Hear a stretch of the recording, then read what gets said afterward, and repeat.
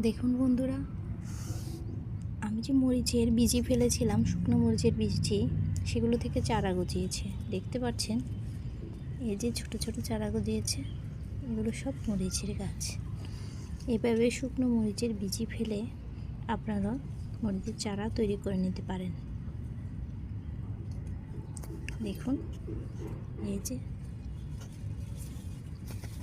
এই যে এখানে আরেকটা, এখনও মরিচের বীজিটা কিন্তু লেগে আছে।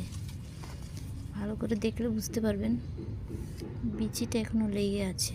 এই যে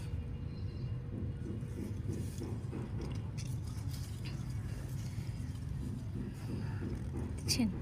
আর এরকম আগাছা থাকলে গাছের ঘাসগুলো ফেলে দেওয়ার চেষ্টা করবেন, পরিষ্কার রাখার চেষ্টা করবেন, তাহলে গাছের বলটা ভালো পাবে।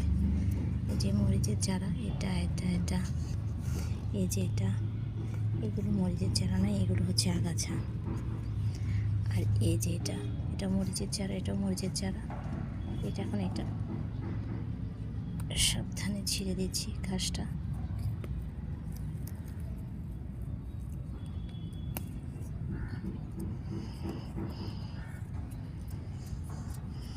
এই যে, আর এগুলো দেখছেন, এগুলো আমি আগে বীজি ফেলেছিলাম, সেগুলো থেকে মরিচের চারা হয়েছে।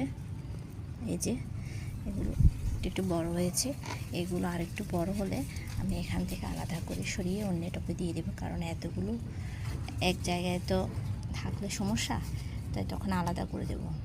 একটু বড় হওয়ার জন্য অপেক্ষা করছি, আর একটু বড় হলে সরালে ভালো। ছোট থাকতে সরালে অনেক সময় গাছ মরে যায়।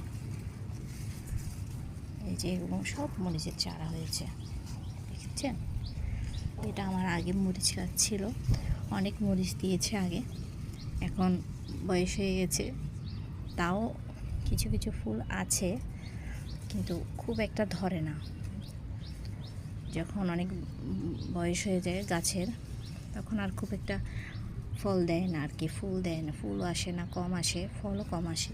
তা আমি আবার চারা ফেলে, বিচি ফেলে চারা তুলেছি, এগুলো আমি আলাদা করে দেব। এই যে দেখুন, এখানেও আমি মরিচের বিচি ফেলেছিলাম। এই যে ছোট্ট চারা হয়েছে, যেটা ছোট্ট চারা হয়েছে, চারা কয়েকটা হয়েছে। এখানে আমি 4টা চারা দেখতে পাচ্ছি, 1টা 2টা 3টা 4টা, আচ্ছা এই যে একটা ছোট্ট 5টা হয়েছে।